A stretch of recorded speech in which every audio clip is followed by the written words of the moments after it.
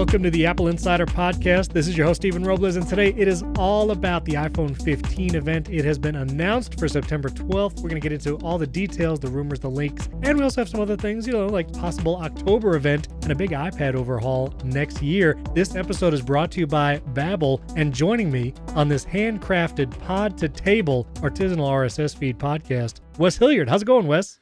Pretty good, Steven. Just, trying to wake up over here and see some daylight. Right. You live the vampire life, right? You're in that nocturnal... It's very odd. Most people would call it the mid shift. It's not really night shift. So I work from like 4 to midnight-ish, somewhere in there. Oh, that's serious. So if you tweet at or X at or Mastodon at Wes in the middle of the night, he'll probably answer. Just saying, because he's over there. You're burning the midnight oil, as they say. This is an exciting episode because we are finally into the tech season with the first Apple event of the fall, which is the iPhone event. So we're going to get into all of that. A couple 5-star reviews. El Aviator in Ireland. He said that I might struggle pronouncing their name, and I'm not sure if their name is El Aviator or if there's actually another name. So let me know on all the social networks if I did that right. The L makes you think you need to change the emphasis on aviator. Exactly. Yeah. The emphasis is on aviator. I don't even know. But anyway, thanks for that 5-star review. And DJC 1976 from the USA. And honestly, the announcement that I think everyone is really here for, that they're most excited about, especially our good friend William Gallagher, is that you can buy Ted Lasso cookies now, the actual little shortbread cookies. Biscuits. Biscuits. Steven, biscuits. Excuse me. I know all of our UK listeners yelling at their headphones or whatever speakers playing this podcast. Yes, you could buy the Ted Lasso biscuits, or as the maker, Mackenzie Limited has been made these Ted Lasso, they're calling them shortbread cookies, but you can actually buy them now and experience what a Ted Lasso actually makes every morning. It's a shortbread recipe. I've seen people make them. It's apparently pretty simple if you want to do it at home. I've not tried these yet. I mean, I have a feeling that they're going to be just as dry and flaky as most UK biscuits. Oh boy. Yeah. I'll just made some enemies. I'll stick to my Oreos and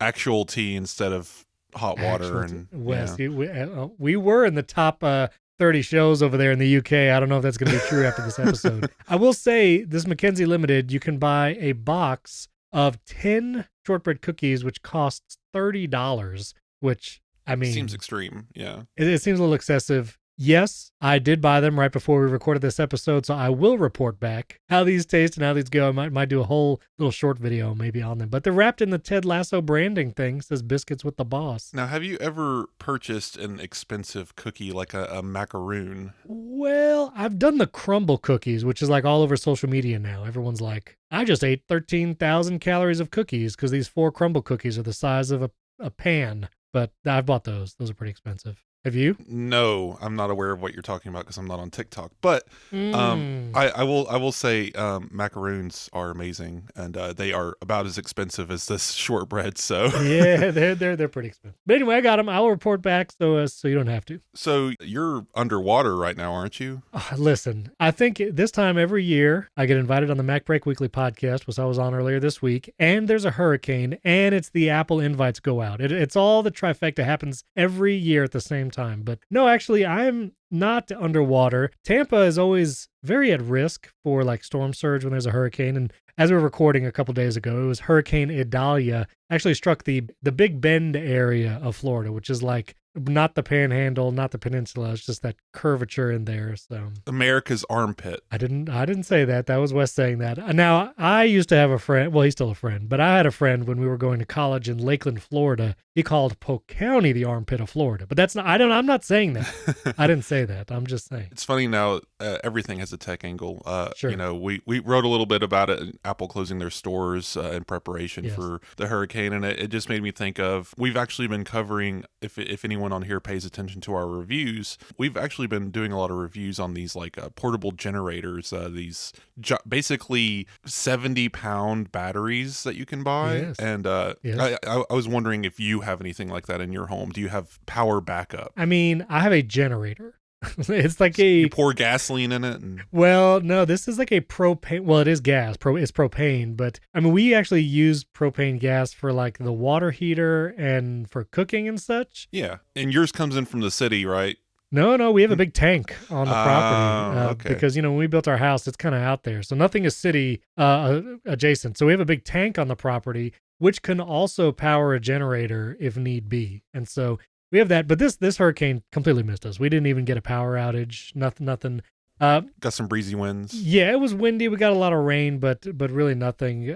Although thoughts go out to those in the Big Bend area because there were areas hit very hard, and storm surge always comes in. So. Oh yeah, flooding's always an issue. I mean, I lived in Charleston for a couple of years, and I lived in Virginia Beach for close to 8 years, and. Oh, yeah. Hurricanes do travel north, and it was always funny though because it seemed to always miss us, and we would get that hurricane warning, hurricane watch, and there'd be like a light breeze and some rain, and everyone's freaking out and emptying the grocery stores, and we're just like, nothing's happening over here. yeah, there is a lot of that, but you just never know. They can turn at the last minute. But I mean, as right now, I'm on the NOAA website, and there's like 6 possible hurricanes in the Atlantic. We'll see. The season is still young for a hurricane season. I just bring it up if only because like it's funny how these industries just come out of nowhere, right? Oh yeah. And now we're adding, technology and smarts to just piles of battery. It's not even lithium ion anymore. They're using lithium phosphate, which is apparently much more efficient and the battery life. Oh my! And we're just adding touch screens and apps to batteries now, and I just find it interesting. I mean, to be clear, I do want one of these. You put a link. We'll put it in the show notes. These are the Jackery. Like you can get solar panels too, which will recharge these massive batteries, which is amazing. And you can even get them large enough to run some appliances. Oh man. You can basically buy a new circuit breaker board for your house and either hire an electrician or do it yourself and rewire your circuit breaker to this thing that has dedicated outlets to plug in these batteries to.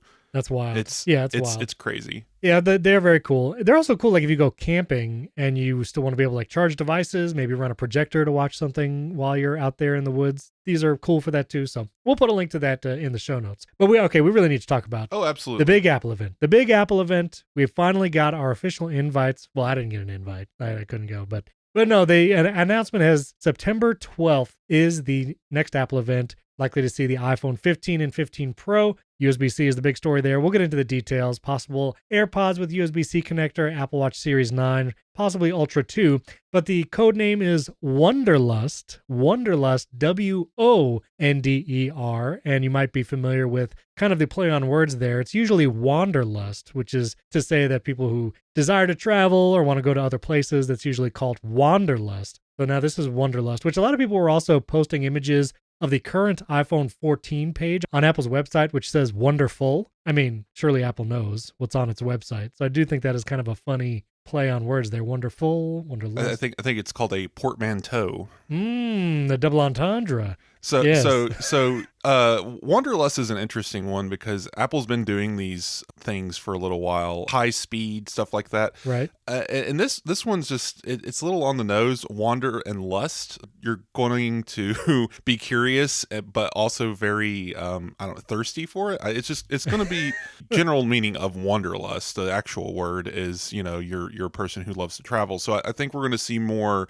battery life improvements across the device lineup. That'd be nice. Maybe a new satellite type feature or improvement on that end. Apple Watch Ultra is very adventure-y. Maybe we'll see a couple of tweaks there, though I don't expect much from that. I'll be surprised if they even add a 2 to the end of that one. We'll see. So I do want to read the tea leaves just for a second, only because a lot of people poo-poo this on social media and it's like, oh, it's kind of useless to do it. I do think there are some years where it's nothing really is connected. And you have both the word, whatever Apple titled the event, and then you have the design of the invite or how they portray the logo or whatever. I'll draw attention 2 years ago to the iPhone 13 event. It was called California Streaming, which everybody thought that was the event they were going to do AR and VR because it was like the glowing Apple outline of a logo floating over a lake. And that was not the case. And I'm not even sure if that related to anything. That was the year we got ProMotion on the 13 Pro. They streamed a concert of people playing musical instruments across California. Oh, that is true.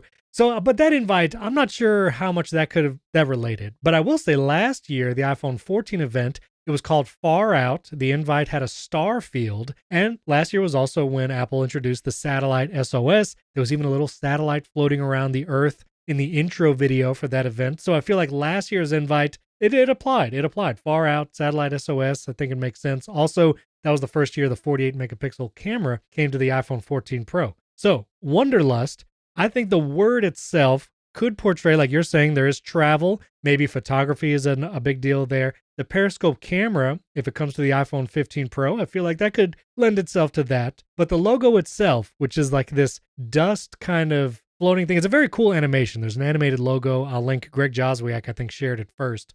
But I think it does point to the titanium finish that should be coming to the iPhone 15 Pro series. It looks a little foundation-y, as a lot of people. The foundation, the Apple TV Plus original show, it feels a little bit like that. I posted a picture of Dune 2 because, sand, Dune.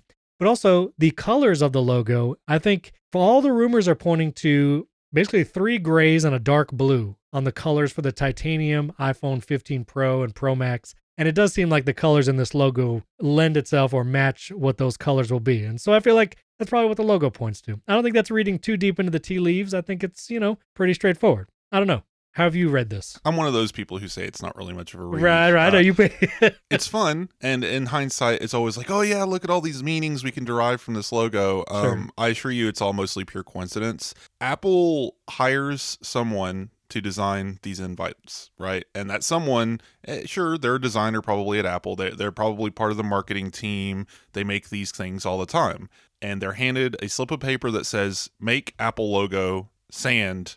Gray, blue, black, the word Wonderlust, and then they just walk away. It's not like they know everything that's going to happen at the event and they're hiding secret meanings, and if you zoom in on a certain part, you'll see an iPhone 15 or something. Like, it's not how these things work. No, wait a minute. Are you saying they actually outsource this design as opposed to actually doing it in-house?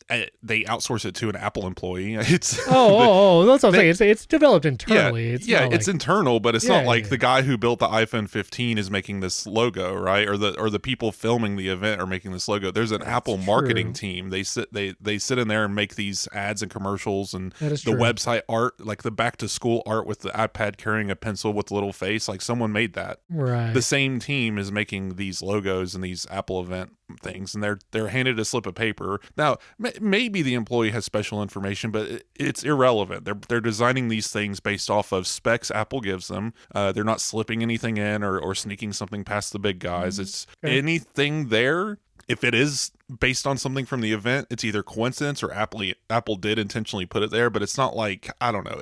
I'm not sure what people are looking for here. It's like, it's obvious. Yeah, it's probably the iPhone colors. It's fun. It's just, I get that it might not all point to something, but I think Apple is very intentional about everything. And so, well, sure. I don't think something happens by happenstance. But to your point, I do know, like, it's not like every Apple employee knows what the iPhone 15 and 15 Pro look like, what the features are. Like, that is not the case. And that's something, even I have some contact with people inside Apple, sometimes briefly, and like they might know when the event is going to happen before it's officially announced, but that's typically the extent of the knowledge. It's not like, oh yeah, it's the iPhone 15 event and these are the features. So to your point, the person designing this maybe don't know what the iPhone 15 and 15 Pro will look like. But I think for some marketing teams, there has to be a team inside Apple that does know, because someone's making the actual event video, which is probably already produced, and whatever graphics are going to go up on the website immediately after the event is over.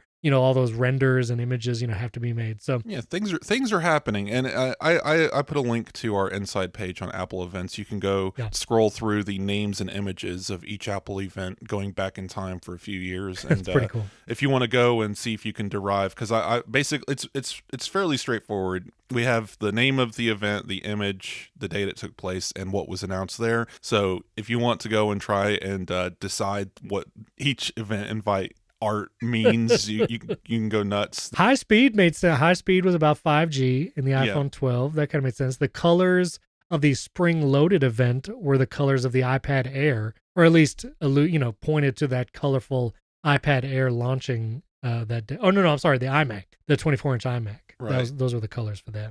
Again, everything's always easier to do in hindsight, and and I think it is fun, but I think people do take it too far. Like zooming way in and like trying to 3D-eye it. The thin curve on the edge of the dusty Apple logo is a reference to the thin bezels on the iPhone. It's like, go to bed, dude. Like, it's okay.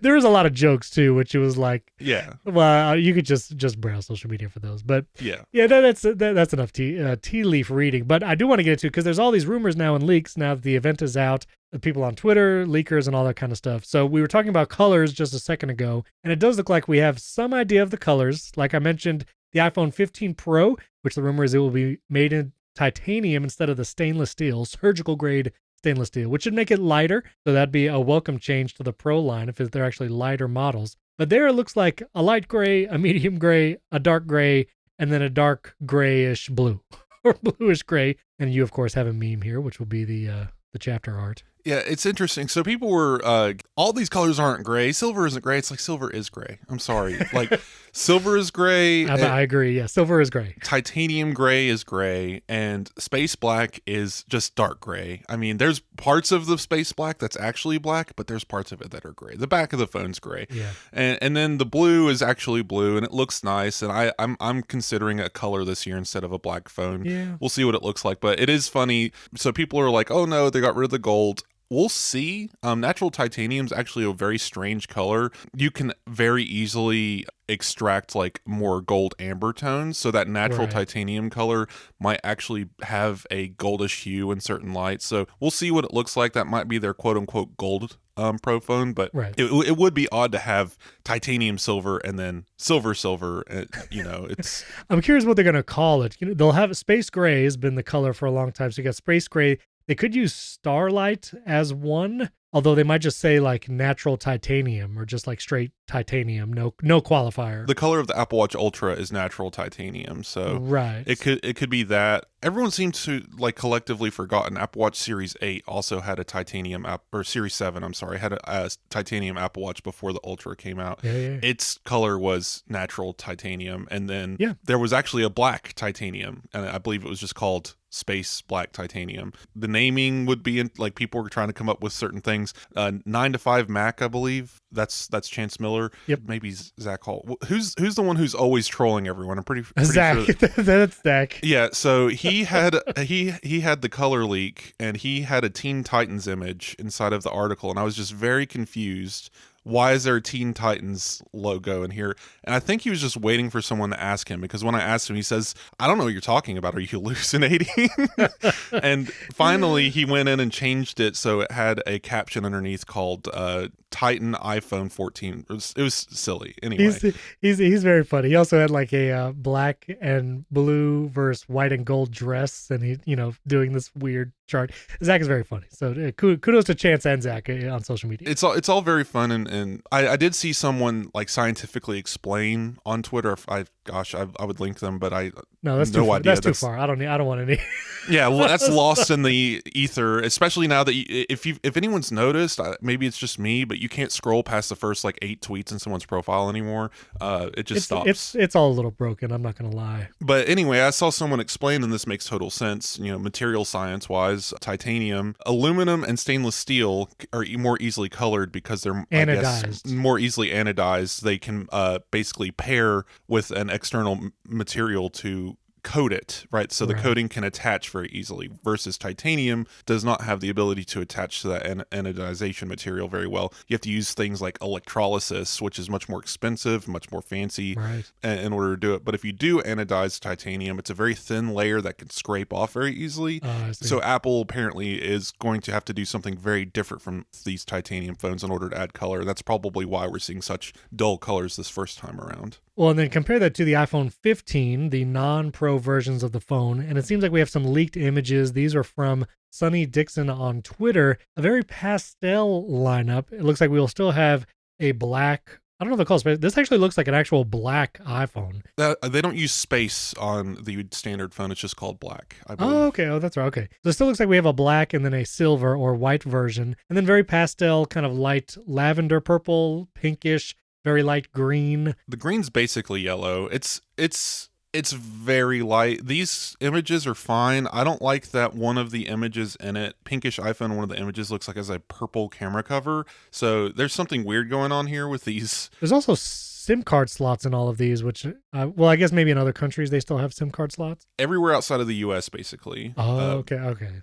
Because My bad. Yeah, you can't exist in like Europe and Africa without a SIM card slot. That's true. That's true. But it does have the volume switch, which again, this is this long-standing rumor, and again pointed to what's going to happen at this event. The mute switch might become an action button on the iPhone 15 Pro. The Pro models only. Just the Pro model. I see. Even then, it might just be restricted to the quote-unquote Ultra device. We're not sure. Oh, which would, Apple Watch Ultra action button, which I'm still, I don't know. We'll see. We'll see about it. I still love my mute switch. And I know you could probably program the button to be a mute switch. You can. But then it's not going to give you that visual, just like I just looked at my mute switch right now and I saw the little orange line and I knew it was on mute. Yeah, you won't have visual feedback, but you'll Right. there's new vibration tones when you toggle mute. Yeah. So We'll see. We'll see. We're literally going to see in a week and a half, but we will see. like next time I'm on the show, the event will have happened, I think. That's right. Yeah. We'll be talking about the show.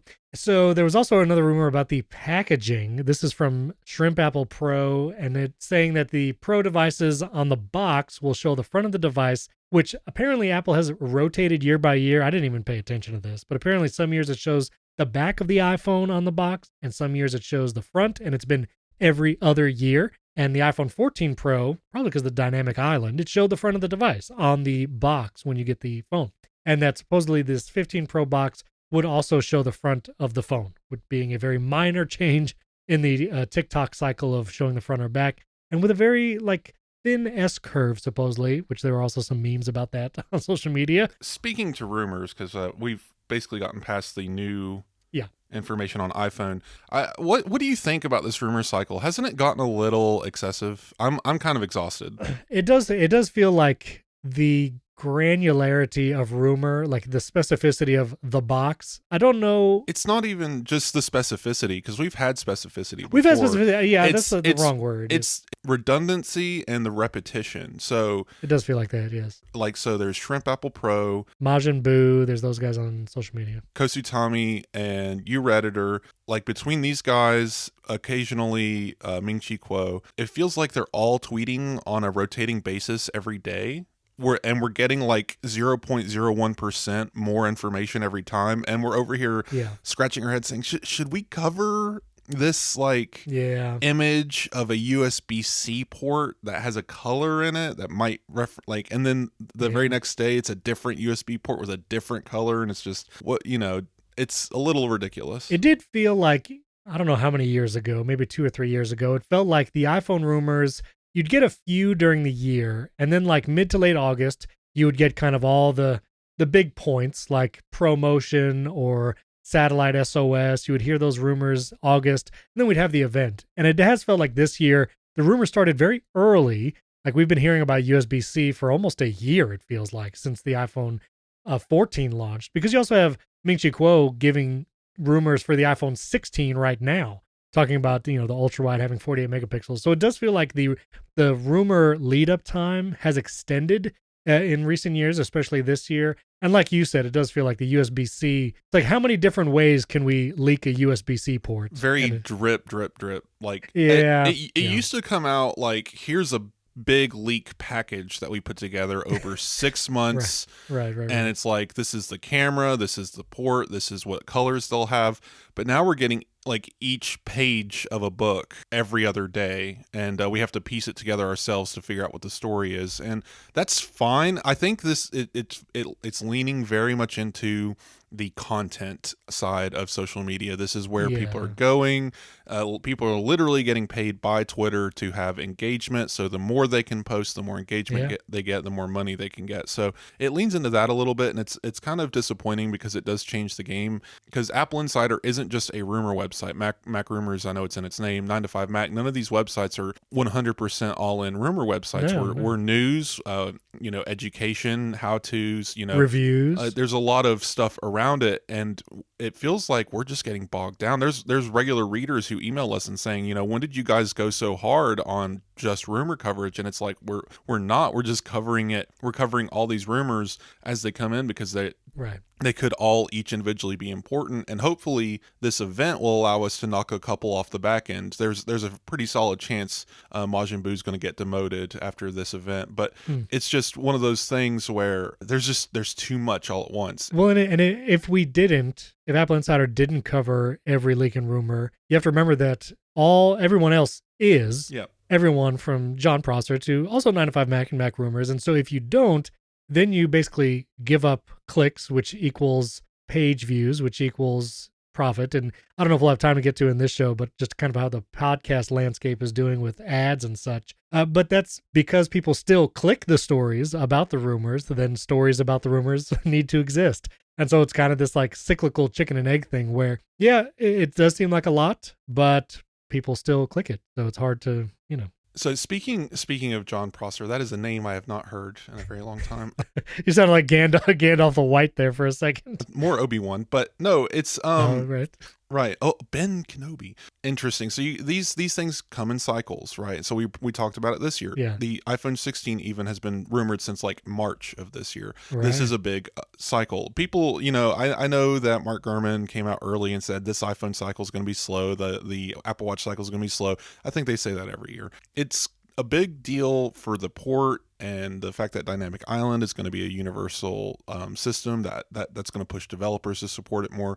I feel like there's a lot of software and hardware things happening here that's going to make this a much bigger year than maybe what we expected. And so that's what's leading to a lot more of these rumors. Now, I'm curious what next year looks like because the iPhone 16 getting new camera upgrades and a chip process update sounds more like an S cycle to me, and so we're gonna have less to talk about.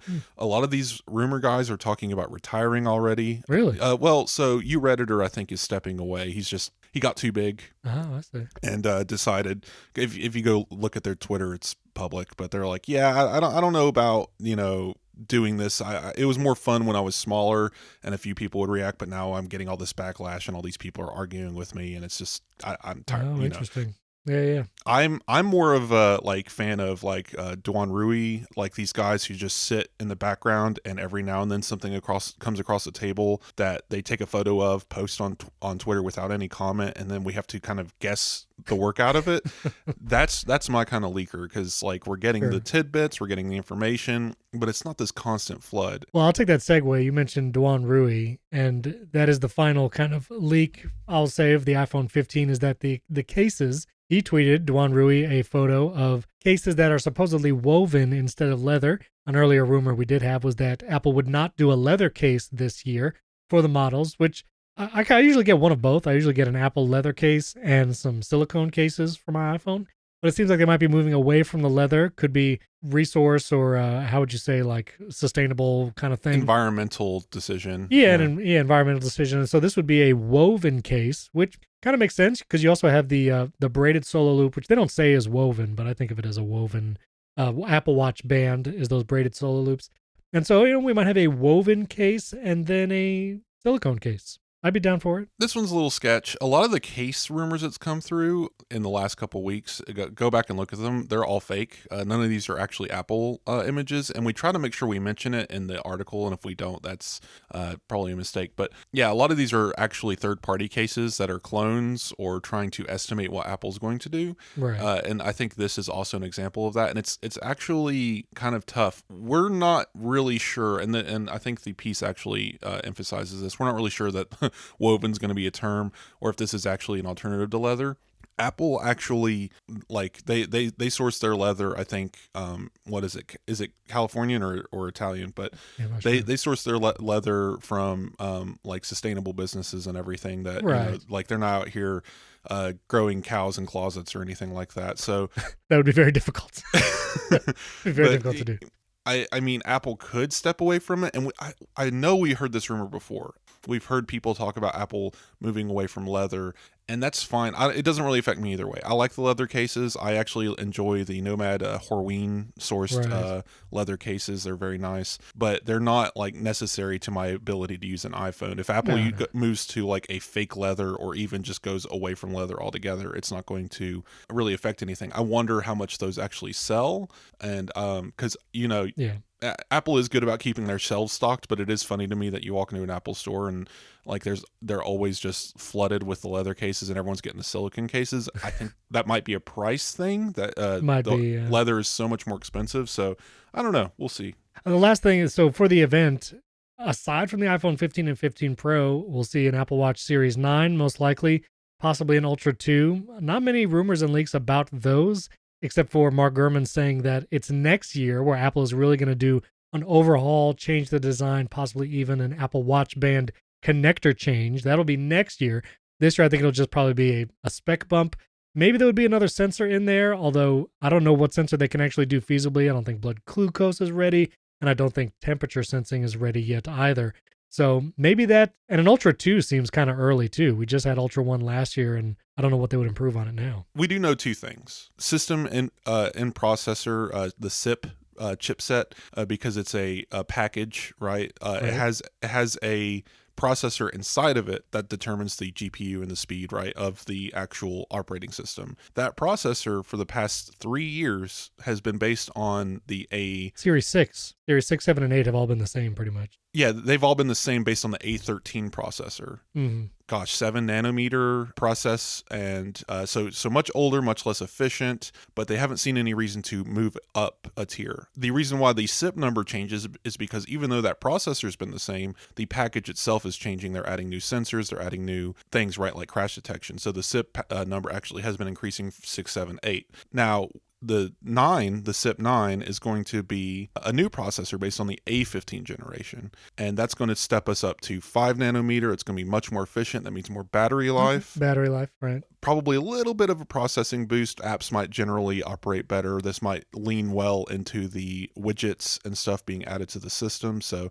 that's new. And that S9 being faster is important for Apple Watch Ultra as well. Even if they don't add a 2 to the end of it, they're going to refresh. They could even just come out and say Apple Watch Ultra now in black with the S9 processor starting at $799 and literally just leave it at that. Basically, after this date, every new Apple Watch Ultra sold will have the S9 instead of the S8. Right. They could also, I saw people on social media asking for the action button from the Apple Watch Ultra on the normal Apple Watch. Yep. I think it was actually Lexi from CNET. She had a video about it, which that would be an upgrade. They could say Apple Watch Series 9. Now you have an action button that you could program it to do whatever you want. Yep. Upgraded processor. Maybe they have some different anodized colors, at least in the aluminum model. What would cause me to get a Series 9, even though I have no reason to upgrade this year because I have an Apple Watch Ultra, I missed the ceramic finish of the Apple Watch Series 5. And so if they had a ceramic Series 9, just to say I had a ceramic one, I'd probably do it. But I don't think they're bringing that back.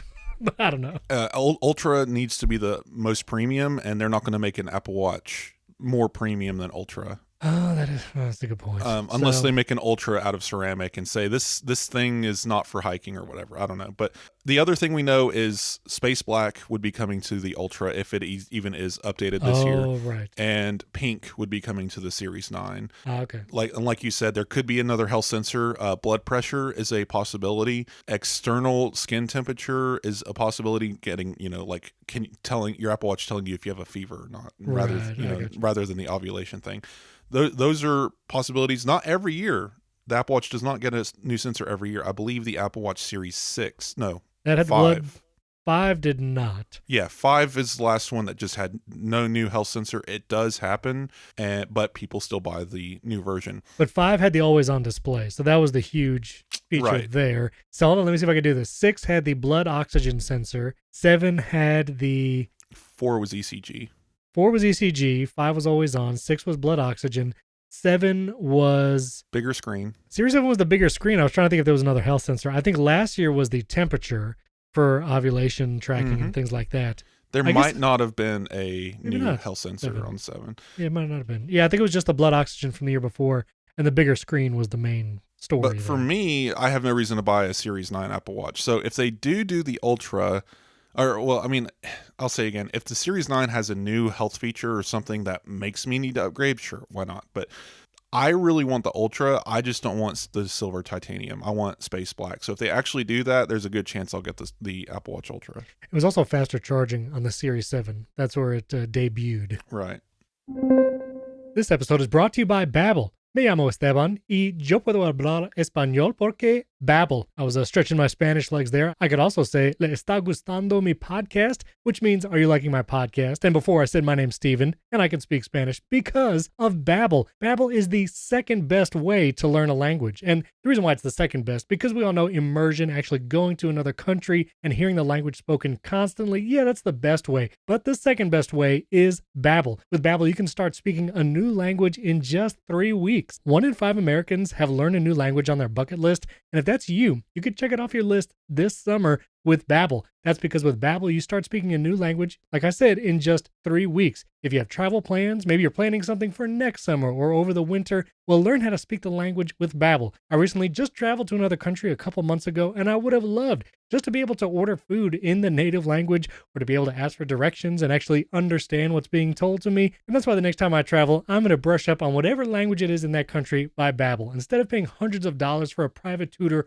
or fooling yourself with other language apps that are more like games, Babbel's quick 10-minute lessons are designed by over 150 language experts to help you start speaking a new language in as little as 3 weeks. Babbel is designed by real people for real conversations. And I love Babbel because when you speak into the app, it can actually give you tips on your accent. Actually, make sure you actually sound like you're speaking the language and not that you're just trying really hard but not really doing it. Studies from Yale, Michigan State University, and others continue to prove Babbel is better. For instance, one study found that using Babbel for 15 hours is equivalent to a full semester at college. With over 10 million subscriptions sold, Babbel is real language learning for real conversations. So here's a special Apple Insider deal for our listeners. Just to get you started right now, you can get 55% off your Babbel subscription, but only for our listeners at babbel.com/AppleInsider. Get 55% off at babbel.com/AppleInsider, spelled BABBEL.com/AppleInsider. That link's also in the show notes. You could just click it there. Babbel.com/AppleInsider. Rules and restrictions may apply. Gracias para Babbel for sponsoring this episode. The last thing for this event would be AirPods. We might get a possible AirPods 4 or, refreshed kind of base AirPods, but mainly it's going to be USB-C since it's coming to the iPhone, will most likely come to the AirPods cases. And I keep saying this, but I'm very curious how many of the accessories get updated to USB-C. I imagine, even if it doesn't make it into the event, I imagine the MagSafe battery pack, MagSafe Duo, and obviously AirPods and individual cases. So like if you wanted to get a USB-C case for your AirPods Pro 2 instead of having a Lightning one, Apple will gladly sell you that. But I do think all those accessories will see USB-C at the event, even if it's just like on the store afterwards. It would be clean to do that way, and Apple does seem like the kind of company that would go that route, but it is not required. A lot of people seem to believe that this mandate in the EU is going to force everything Apple sells to move to USB-C. That's not the case. Everything new after 2024 has to be USB-C, so they can continue selling everything they have now as is, no laws violated, no issues, no nothing. Yeah, but I don't think Apple would want to sell a Lightning MagSafe battery pack or MagSafe Duo with the phone having USB-C. Those obviously, I think, like those are phone accessories. Right. Those I think are definitely going to shift, and it's time for a new MagSafe battery pack anyway. Yeah. Just in terms of battery health, like if you use your MagSafe battery pack every day and drain it and recharge it, you're at the point now where your battery health is probably getting close to that 80% mark. As far as the other accessories, keyboards are always wired. The trackpad could always be wired. It's not as necessary. It would be nice. It's a nice to have, but maybe I would say the Magic accessories being upgraded will wait for the Mac event if they do it at all. Right. But then the AirPods case, I wanted to mention, are you going to bother? Does that matter to you? No, because I only charge my AirPods via MagSafe. Yeah, me too. So I don't need USB-C on it. Yeah, wireless or MagSafe. I have a couple little of those QI trays laying around from pre-MagSafe days, but mostly just wireless or MagSafe. Now, if there are AirPods 4, I will get a pair just because I gave my AirPods 3 away because I've just been using the AirPods Pro 2 for everything. But I do like having a non-noise canceling, non-rubber tipped AirPod around just for some things. Sometimes if it's walking outside or if I don't want to be sweating a bunch, I actually prefer kind of the hard AirPods 3 design as opposed to the silicone tip. So if there are AirPods 4 and they're actually like different features, there were rumors that they might add health features in future AirPods models. I'll probably get them just because. They'll probably sell the case and they'll probably just do the thing, like I said before, of every new AirPods Pro 2 sold from here forward will be USB-C. Oh, right. And if you already own AirPods Pro 2, you can go purchase the case. Literally no change. It's not time for AirPods Pro 3 yet, not even close. I have no reason to, like I said, that port, we could literally just pour semen in it. I don't care. Just, close it up. Sure, yeah, just use Max. Also, the AirPods 4 case, because right now the only AirPods case that has Find My with the U1 chip is the AirPods Pro 2. They could definitely bring that to a refreshed AirPods. Yeah, that's what I was going to get at, is the AirPods 4, I believe, might get there's a chance they can move up in chipset, right? And we'll see the more new features coming in iOS 17 come to the AirPods 4. Again, you're not going to get adaptive audio or anything, but I don't remember, but it's conversation awareness and H2 chipset only, right? Because have you tried that, by the way?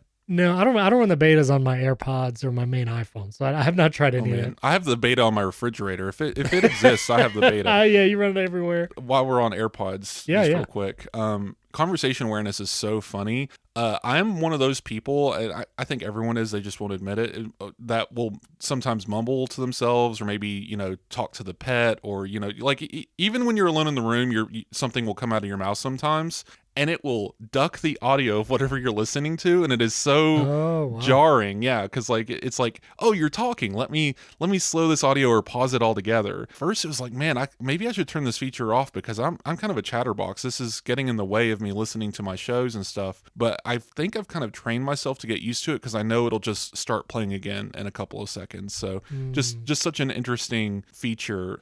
But I will say, it is very nice for when I'm walking around. I have adaptive audio on and conversation awareness. So, my girlfriend comes in and starts saying something, and I say, I hunt or what or whatever, and it's ducks the audio, switches to transparency, and now I can hear her perfectly. Right. And the other 99% of the time, you just turn on noise canceling and ignore her. Is that it? Oh my gosh. How it goes? She does that. No, she is straight up she has the AirPods Pro in, and will be cleaning the house and have it on noise cancellation, and I'm like, here's nothing. Yeah. You can turn on transparency mode.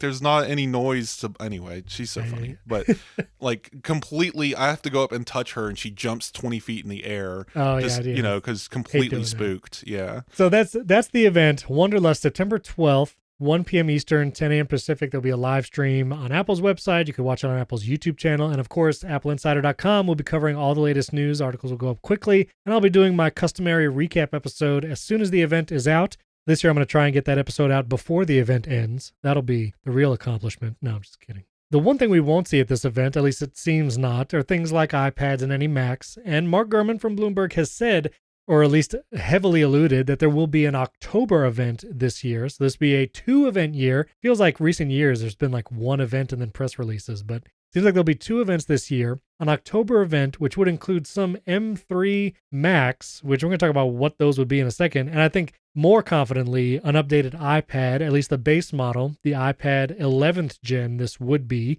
which currently the base model iPad runs the A14 chip, and so that'll be several years old now, because the new iPhones will be on A17. So curious which one it'll get in between there. But also the iPad Air is still running the M1 chip, and that could be updated as well. I would love to see an update to the iPad mini. I think everyone else would. It's been like the most popular iPad on social media for the last several months for some reason. All of a sudden, everyone's like, hey, we all love the iPad mini. I was like, I've been editing podcasts on this thing for like 2 years. I love it too. But I would love to see like promotion and things. I don't know. But I'm curious what you think. If Gurman is saying M3 Max coming in October, I would think the iMac, which is long overdue. But the Air, like the MacBook Air, that's been out for not even a year yet, right? The M2 MacBook Air? So backtracking a little bit, M3 is going to be a weird cycle, because Apple has done some crazy stuff with the M2 generation, like coming out with a 15-inch MacBook Air. Basically, my guess is when Apple does the M3 MacBook Airs, that is going to be at the same time. 15 and 13 are both getting M3 simultaneously, likely in the spring or summer of 24. The M3 cycle we're seeing now, and M3 Max is that'll come in January, February. A winter release. Winter event. Everyone always thinks it's going to be 15 Max that gets the chip at first. No, Mac Mini, 24-inch iMac, because my goodness, that needs something, and possibly the 13-inch MacBook Pro, and that would be the fall M3 cycle, and that's it. My curiosity though, so I just looked at it. So the M2 MacBook Air, at least the 13-inch, launched last July 2022. So that is over a year old. So, but they're not gonna keep these out of step. The next no, time they do it, they'll they're gonna update do both of them. Yeah, absolutely. They'll update both sides of the MacBook Air to the M3. I think iMac makes sense. My only consternation with the Mac Mini is if they update the Mac Mini, which currently you can get with an M2 or M2 Pro, means that they would have to have an M3 and M3 Pro. They don't. You don't think so? No. So that's what's odd about this cycle. So do they hold? I don't think they need to hold off on. They're two different products. They're very different products. Well, I think you could say that a lot about like the M2 iPad and then the M2 Mac Mini. But to say like Mac Mini M3 or M2 Pro, that feels like it would be a weird. Yeah, that's what's weird about this year. That's why honestly M3 could just be a 24-inch iMac, or Air. they could just wait on. They could just not do M3 at all this fall because they don't need to. They are still so far ahead in the processor game that they're not in a rush. Like they could wait. It's not that the products aren't ready. They're not going to redesign the MacBook Air again. They're not going to redesign the 24-inch iMac, but the maturity of the cycle isn't there. So that's the two things. Generally speaking, from M1 to M2, they were able to release what they could at the time because the cycle was mature enough that they could say, sure, let's let this product come out with the new chipset. Now we're at the M3 cycle and everything is jumbled up, as we said. So Apple has two strategies here. Do they let the consumers make their own decisions and treat them a little bit more intelligently, like I think they should, and do an M3 Mac Mini and an M2 Pro Mac Mini that are two very different products? Or do they do the super consumer friendly thing and say, let's not confuse anyone and hold back all the products until the product maturity is there to release everything? But then again, the 24-inch iMac is still on M1. It needs an update. Yeah, it needs an update. I'm also curious, an event typically warrants significant updates, and Apple hasn't been no stranger to just press releasing like new products in the last couple of years. And so if it was just putting an M3 in the iMac chassis, I feel like that doesn't warrant an event, nor does the iPad, which had a redesign last year. We have like the home buttonless design, the cameras on the landscape side. Like we had that redesign last year. And so I imagine that design will continue this year. I don't know if that warrants an event, just to say M3 in the iMac, same design, updated chip in the iPad, same design, and the M3 MacBook Air. I'll give a third option that's less likely, but so far we've seen M1 and M2 mostly interrupted by COVID and other issues, because M3 will be the first product cycle, I think, completely free from COVID. M3 development would have started, last year maybe, and we were finally coming out of the dregs of COVID. So I would say that this development cycle has been much better for Apple, and there is a chance, now don't quote me on this, but there is a chance that they could come out in October and say, here's M3, M3 Pro, M3 Max all at once, and then do M3 Ultra in the summer next year and only do 2 release cycles. I mean, it'd be nice to be on that schedule, but that would, we just had M2 Max and M2 Ultra over the summer. So yeah, that's what's tough about this. What do they do? The product maturity isn't there. And again, Apple is not, they don't have to be in a rush. Now, they might have needed to be in a rush before because they still had a Mac not transitioned and they needed to get those chipsets out to get the Mac Pro. Yeah, what they do this fall will answer a lot of questions as to their strategy going forward, because it's very confusing. And there could also be, as rumor said, the M2 Ultra Mac Pro doesn't make a lot of sense, especially with the M2 Ultra Studio sitting there, but that there might be another Mac Pro coming with a higher chip than the Ultra, like M3 Extreme or whatever. Right. Well, I'll go ahead and say there are people who are saying that, but they're wrong. So I understand the Mac Pro is an odd machine right now, but it still needs to exist.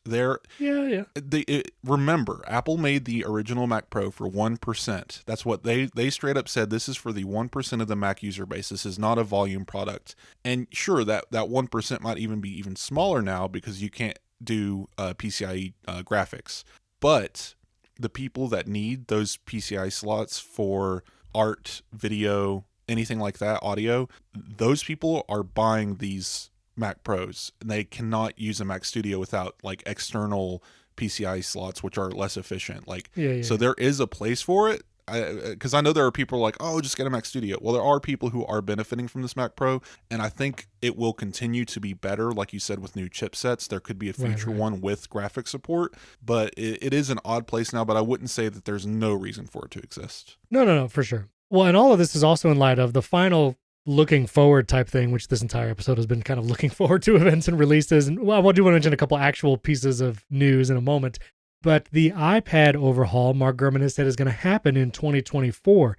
This means the iPad Pro getting OLED screens, a redesigned Magic Keyboard case, and maybe that's when the iPad Air also gets updated as well. Apple Pencil 3. Apple Pencil 3 would be nice. And this conversation, I mentioned it on MacBreak Weekly too. I love my iPad Pro. I love my iPad Mini. An OLED screen would be amazing. The iPad Pro screen is already incredible, the XDR display. I love watching things on it more so than many of the TVs in my house, just because the quality of the screen is so good. So an even better screen, awesome. I do feel like, as with every year, it feels like we've been saying it over and over, but that iPad OS hopefully offers something more to take advantage of that device. You know, if we have a Magic Keyboard, which Mark Gurman was saying would make the iPad Pro more like a laptop, even then let's, move it a little closer than to functionality. Like, let's run Audio Hijack on an iPad. That's really just what I want. We have Final Cut Pro now. We have Logic Pro 10. We have quote unquote pro apps. Apple has said desktop class apps for the past couple of years. And so I listen, I love the hardware. I love to see what Apple does with it. It's one of the most incredible products I think Apple makes even right now. I think the M2 iPad Pro is just an incredible device. And you can get cellular. You can't even get that in a Mac. So small, so thin, so light. It just feels futuristic. The interaction standpoints, the app user interface. Oh, so good. So, I was iPad Pro only for years before moving to the MacBook. And I still think my 14-inch MacBook Pro with M1 Pro is going to be my last MacBook last big expensive Mac that I buy. Now there'll always be room for me to have like a Mac Mini latest M series around just so I can test features and take screenshots for macOS. But I do think I am slowly trying to work my way back into iPad only life because it's just more fun. I find the interface and the way that things work on iPadOS so much more satisfying than on macOS. It feels new and fresh. And I just wanted to comment on the new iPad rumors. I skipped the M2 generation. I don't use Apple Pencil enough to care about Hover. Apps weren't pushing against the limits of M1 anyway. And I haven't noticed any lag or anything that would make me think, man, I wish I had the M2 right now. Yeah. There is a difference. I've noticed certain workflow when I'm on my iPad Pro do take a couple of seconds to load versus on my M1 Max. So there is room for improvement even there, and the M2 probably covers some of that improvement. But I'm excited for a redesign. So if they do come out with these high-end new iPads, obviously I'll be first in line. They finally might actually be moving to a 13-inch model, so we can stop saying 12.9. Right. Thunderbolt's already there. There's already so much good about these. Maybe we'll get a landscape camera. Yes. Apple Pencil 3 will solve whatever weirdness there. That'll fix the 10.9-inch iPads issues. And I wanted to mention, you said earlier, iPad Air M3. There's no way that happens before iPad Pro gets M3. But I do question, will iPad Pro be able to get a probably slowed down 3 Pro, but do you think there's a chance there'll be a Pro chipset? Because it needs active cooling in a lot of these machines that it's in. Yeah. But iPad Pro is passive cooling, so I wonder if they could knock a core off of there or do something funny. I think iPad OS 18 would need to offer something to justify an M3 Pro chip, because I feel like people are already kind of bemoaning the fact that you have an M2 in an iPad Pro with 16 gigs of unified memory, basically as powerful as many of the base model Macs, but it doesn't do it. So if you throw an M3 Pro in there, I don't know. I feel like that's going to make it even. Yeah, it's too much. I've been thinking about this a lot, and I wonder if we're mistargeting things a little bit, because the power is here, and sure, in the system level, we could use more audio control. We could use a system-wide clipboard manager, but none of those require an M1 Ultra to do, right? Not at all. So like that's on Apple. They need to fix that, sure. But there's a lot of power in here, and Apple has opened the doors to taking advantage of 16 gigs of RAM on iPad. Apple's opened the doors to windowing systems like Stage Manager, and app developers don't seem to be taking the bait. I'm honestly, I'm throwing the gauntlet down. It's on the developers at this point. We need more pro apps that take advantage of these systems. Apple should be evangelizing these. They should be making it easier for them. Stage Manager needs more APIs that allows apps to know what windowing state that they're in, because they don't know that right now. I've been testing iPad on with Stage Manager on an external display this last week, and there's so much weirdness, right? Right. Apps don't run in 16:9 portrait display when they're on an external monitor. Like most games are still stuck in a 4:3 square. So game developers could be adapting to these wider screen sets. They already have the assets. The Apple TV version of their games run in 16:9. Does iPadOS allow the games to run 16:9? That's the question. I don't know. Oh, okay. But see, you can develop apps that run in 16:9 displays, so I don't see why not. And there were already APIs that allowed external game mirroring at 16:9 from an iPad. So iPad has these assets there. Maybe I don't know something. Maybe there's something missing that Apple needs to give to developers, but I don't think so. They already have the access to all the RAM. And so outside of games, I tried to use Affinity Designer to edit photos. It still doesn't know how to treat the external monitor. It keeps losing UI randomly, and I have to restart the app. Yeah, I feel like that's probably not the app though. I feel like a lot of people experience weirdness with iPad and external displays specifically. We had listeners reach out. They were like, my Magic Keyboard and my iPad functions differently with an external display if I have it with a Magic Keyboard or a Folio. Like, just weirdness. I agree that there's some of this on Apple's table, but it does seem like that a lot of developers are still developing for iPadOS 15. They're still developing pre-Stage Manager, and they're not taking into account a lot of this stuff. For example, Affinity Designer, I found a way to fix some of the bugs. They still have the presenter overlay when you attach to an external display if it's shown on your iPad, right, where the image that you're editing takes over the entire external display and it just removes all functionality from the external display. It's still pretending like there's no Stage Manager, there's no external display support. So yes, I understand these are big apps, big ships turn slowly, but right. I wonder if this is the year where we have more functionality, more stability, and Apple leading into these more powerful, bigger iPads, if developers don't need to step up their game a little bit. And I understand, again, some of it's on Apple, but Apple needs to be evangelizing these things, but developers need to be stepping up too. Because I'm finding places where I'm falling down on an M1 iPad Pro that has identical feature sets to an M1 MacBook Pro. Right. For example, again, and I'll conclude, the Pixelmator Pro right. On Mac. I don't understand why that is not on iPad. I don't understand why there isn't parallel developing cycles between the iPad and the Mac. Sure, not every feature probably is capable of running, but if that can run on a 13-inch MacBook Pro with M1 with 8 gigs of RAM, why is it not running on my 16 gigs of RAM M1 iPad Pro? Yeah, I am curious. And if there's any developers listening, we've had developers on before. I had Paul Kafasis from Audio Hijack and Rogue Amoeba. I would love to hear, and I had the Halide team on a year or so ago. Would love to hear if, like, from a developer who makes apps for both iPad and Mac, like the Pixelmator developer. I'm not exactly sure who is behind that. Maybe I can reach out to them personally, but I would love to talk to see, like, is there limitations just because of iPadOS that restricts that kind of parallel use case usefulness, because I use Pixelmator on both and they do an amazing job. Like, the app is incredible, but I just work faster in Pixelmator on my Mac just because of the tools and the feature set. It's very familiar, and it's kind of a different app on the iPad, and I'm not sure why. And I know, and I'm not trying to, curse these guys out or anything, and I'm not trying to be unfair. I understand these are complex systems. This is a lot of work. And yes, there are systems missing on iPadOS's SDKs versus the Mac. So obviously you're not going to have a one-to-one translation, but I just wonder if it's a prioritization issue.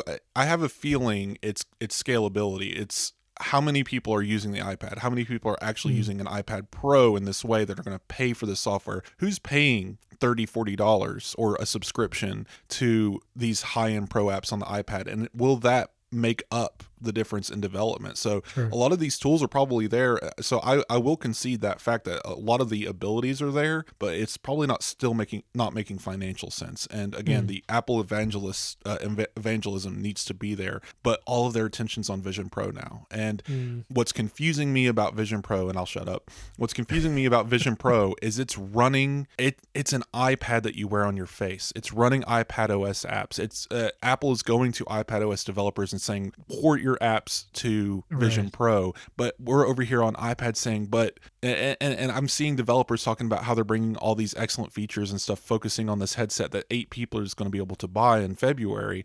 And I'm just saying, but the iPad, and like, yes, the Vision Pro is the future of spatial computing, but general computing with a mouse and keyboard and a screen isn't going away in the next decade. And I still believe the iPad is the future of that. So I think attention really priorities need to be had here. And I just wonder what developers are thinking. Yeah, and I also am curious, we didn't ask this, we're talking about the Wonderlust event, but Apple Vision Pro, I imagine there will be a segment of the event on September 12th that actually Apple's going to talk about it, because this is Apple's biggest event of the year. The most people are watching and listening to this event, just kind of general population, as well as press, as well as internationally. And so there's probably going to talk about Apple Vision Pro there as well. And I'm just curious what they'll say. There's going to be a video of David Smith _ I wish. I wish. Like just staring in awe into space, stuff like that. Kind of like I could see them doing one of those like cut videos where they've like interviewed a bunch of app developers and they say something very positive about the Apple Vision Pro and they just kind of show that video. This is the evangelist cycle for Vision Pro. This is the last couple of months before it goes on sale, and they're still doing the live labs in 6 cities around the world. They are begging people to come to those. Those are underpopulated. Apple even did an entire article about 4 or 5 different developers that they talked with about what they're implementing and how awesome the in-person labs were and how everyone needs to go. Apple is definitely in that mode right now, and that will absolutely be some part of the keynote. Yeah. All right, last 2 things quick, because there actually were betas. The 8th developer betas for iOS, iPadOS, Sonoma, and all that came out. And looking at the dates, now that we know the Apple event is happening on September 12th, that means pre-orders will happen September 15th, most likely. And the iPhone will be available the 22nd. And iOS 17 will probably be publicly launched on September 20th. That's usually how it goes. It's usually the Wednesday after the iPhone event. And that's at least iOS 17. You know, it's always unknown whether or not iPadOS 17 and macOS Sonoma comes out at the same time. Those could come out in October, possibly around that October event. But one thing that I noticed actually last week as I was at Podcast Movement is that the latest developer beta of iOS 17, I'm not sure when this changed, but if you're listening in Apple Podcasts to this show and you look at the Now Playing screen, the colors of the Now Playing screen now actually match the individual chapter artwork, which I just thought was really cool. I'll put it as the chapter artwork for this chapter so you can see what it looks like. But if you're listening and you're on the latest iOS 17 betas, you'll actually see that Now Playing screen change per chapter art, which is pretty cool. I'm excited. So I can't remember what it's called, but there's actually new types of artwork that podcasters can insert into their feeds that go along with the chapter artwork. So like standard artwork takes up a square in the center with a white background, and Apple's trying to bleed those colors together. Yeah. But you can actually insert what's called dynamic artwork. It takes over the entire screen. It's similar to the Apple Music like moving artwork and stuff. So I wonder if podcast is going to get more of that in the future. I think it's really fun to look at anyway. Yeah. Well, and actually, if you go to the AppleInsider show page in iOS 17, I think you'll see some of that kind of borderless art for the show, because we got a little early access for that. Yeah, and we have a pattern on our main art, yes. So it very easily replicates to the edge of the display. So, and that pattern is by the inimitable Basic Apple Guy. Thank you, Basic Apple Guy. And finally, macOS Sonoma, in the latest betas, there are now 100 new wallpapers and animated screensavers for the Mac in macOS Sonoma. They've added new regions around the world, and I will include this tweet from Aaron P613, but he did this like incredibly long screenshot of all the wallpapers and animated flyovers and screensavers you're going to get in Sonoma. And so if you just want to zoom in really far and see what's coming in Sonoma, I'll link to that tweet. as well. These are really cool. Just real quick, it automatically enabled it on my MacBook after I updated, and it's a screensaver. And when you wake your Mac, it just settles on whatever moment you woke on, and it kind of rolls into a still, and that becomes your wallpaper. That's really neat. Yeah, it's pretty cool. But it's not just the screensaver. From the sign-in screen, if you're waking from complete sleep, it rolls in as well, so you get to benefit from that even if you're not using a screensaver. So they're very interesting. I recommend anyone on the betas to go play with that. So cool. And finally, lastly, right on the heels of Apple announcing their event, Google said me too. October 4th is the Pixel event, or Google's whatever other Pixel stuff, Pixel Book, Pixel Tablet, but the Pixel 8 Pro, Google has now literally leaked their own phone, I think 3 years in a row. And nobody cared, and then we moved on, and no, but you could see a picture. The poor Pixel. You can see a picture of the Pixel 8 Pro supposedly in the image that Google shared. That'll be the chapter art as well. Very large pill camera. It's the camera bar. Yeah, camera bar. I'm curious how big the cameras on the iPhone 15 Pro Max is going to be. I feel like 75% of the rear of the phone. It's just the stovetop. I'm just waiting for the stovetop memes. That's what happens every year. Yeah. Let us know what you're excited for, listeners. You can tweet, Mastodon thread, Wes and myself. All of those links are in the show notes.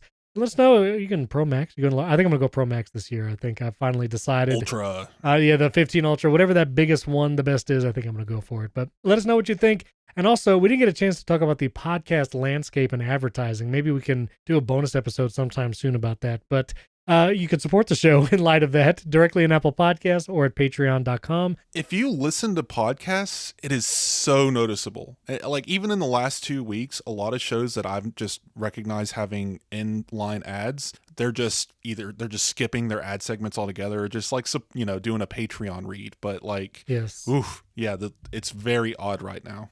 Yeah, or I've heard a lot of shows, we're doing it now. No, we're not going to do a whole nother segment here, but I actually hear more targeted ads. I've actually heard dynamic ads that have been inserted into shows I listen to that say, in the Tampa Bay area, and like, right, IP address. I don't have any of those, and any of my podcasts that do that probably will not be in my list for very long, so it's egregious. Or I'll find a way to pay anyway, but like, my gosh. Right. So no. Yeah. So if you enjoy the Apple Insider podcast, continue to support it. Apple, you could do it directly in Apple Podcasts. You could do it at patreon.com/AppleInsider. And let us know what kind of bonus. If you want to hear more bonus content about just podcasts about podcasts, you want to hear a meta podcast, let me know, and maybe we can make that happen. But as always, thanks for listening. Thanks for supporting the show, and we'll see you next week.